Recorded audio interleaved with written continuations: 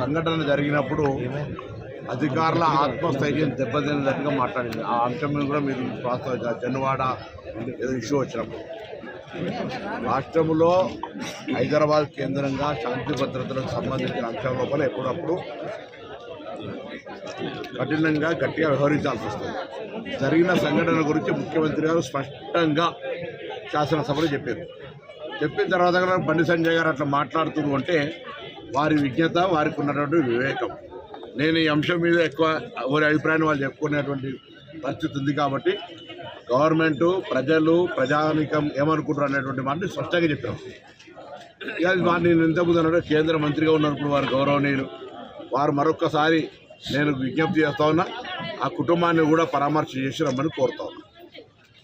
వారిని ఏ విధంగా చనిపోయినరు, మిగతా హాస్పిటల్ ఉన్నారు, ఆ పరిస్థితిని చూసొచ్చి అప్పుడు స్పందించమని నేను బండి సంజయ్ గారిని కోరుతాను. నేను అల్లు అర్జున్ ప్రశ్న పెట్టినా అదే అంటారు. దీనికి సంబంధించి ఏదైనా ఆల్రెడీ శాసనసభ వేదికగా గౌరవ ముఖ్యమంత్రి గారు ఇప్పుడున్నటువంటి జరిగినటువంటి అన్ని స్పష్టంగా చెప్పినారు. నేషనల్ వైడ్గా తెలుగు జాతిని పూర్తి స్థాయిలో చూపెట్టడం ఇక్కడ ప్రభుత్వం ఇంత చేస్తూ ఉంది, కక్షపూర్తంగా వ్యవహరిస్తుంది. మళ్ళీ ఇప్పుడు మీకు ఎక్కడ కక్ష కనబడ్డది నాకు అర్థం కాలేదు. కక్ష ఎక్కడ కనబడ్డదో అర్థం కాలేదు. ఇలా కక్ష అనేటువంటి పదానికి అర్థం లేకుండా ఈ పదంలోకి తీసుకొస్తాను. రాష్ట్రంలో ఇప్పుడు ప్రధాన ప్రతిపక్షాలు బీజేపీ వచ్చి బీఆర్ఎస్ సినిమా ఇండస్ట్రీస్ మీద ఎక్కువ వాళ్ళు ఫోకస్ చేస్తున్నారు. మిగతా సమస్యలు ఏమని మీరు కరెక్ట్ మాట్లాడారు. మొన్న అక్బరుద్దీన్ ఓవైసీ శాసనసభలో మాట్లాడుతూ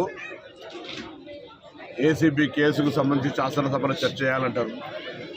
ఏసీబీ కేసు గురించి ఎందుకు శాసనసభలో ఒక వ్యక్తికి సంబంధించి శాసనసభలో ప్రజా సమస్యల గురించి చర్చ చేయమని చెప్పండి. అరే కేసుల నిర్దోషి అయితే నిర్దోషితో నిరూపించుకోమని చెప్తా ఉన్నాం కదా. ఏసీబీ ఒక కేసు పెట్టి దాని తర్వాత ఈడీ ఎన్ఫోర్స్మెంట్ అడుగుతూ ఉన్నది. దానికి సంబంధించినటువంటి తప్పు, దానికి సంబంధించి ఏదో అధికారంలోకి వస్తామని మీరు ఇష్టపడి చేసిన ఆ విధానంలో దానికి సంబంధించినటువంటి డబ్బు ట్రాన్స్ఫర్ విషయంలో కూడా పొరపాటు జరిగితే ఏసీబీ అట్రాక్ట్ అయింది. అచ్చా మాకు మేముగా సోమోటో ఏదో మేము పిటిషన్ ఇచ్చి కేసు పెట్టింది కాదు. మున్సిపల్ శాఖ ఫిర్యాదు మేరకు దాని తదుపరి ఒక ప్రజాప్రతినిధికి సంబంధించిన విచారణ జరగాలన్నప్పుడు గవర్నర్ గారు అనుమతి కావాలంటే గవర్నర్ గారిని ఊరూరికైనా అనుమతి ఇవ్వలే. గవర్నర్ గారు కూడా న్యాయ నిపుణులతో అటార్నీ జనరల్తో సలహా తీసుకొని ఇచ్చినాడు. ఈ అంశాన్ని చర్చ చేయమని డిమాండ్ చేసిన వాళ్ళు శాసనసభలో బిజినెస్ అడ్వైజరీ కమిటీ చర్చ అవుతుంది. నేను సభ్యునల్లా అంటే శాసనసభలో ఏమైనటువంటి అంశాలు చర్చ చేయాలని మేము లగచర్ల రీసెర్చ్ చేయడానుకున్నాం. రైతుకు సంబంధించిన అంశం చేసినాం, భూభారత చేసినాం, అన్ని రకాల మున్సిపాలిటీ యాక్ట్, గ్రామ పంచాయతీ ప్రతిదీ ఏమేమి అడుగుతారు అన్ని చేసినాం. ఆ మాట అడగలే వీళ్ళు. అప్పటికే ఏసీబీ కేసుకు సంబంధించినటువంటి కార్ రేస్ విషయంలో చర్చకు అడగలే. అడిగితే మాకేం నిన్న రోజులు అసెంబ్లీ రాత్రి ఒక్కోటి దాకా అసెంబ్లీ నడుస్తుంటే మాకేం చర్చ చేయడానికి ప్రజా సమస్యల మీద ఒక కుటుంబానికి సంబంధించిన అంశం మీద శాసనసభ చర్చా వేదిక కావద్దని చేయలే.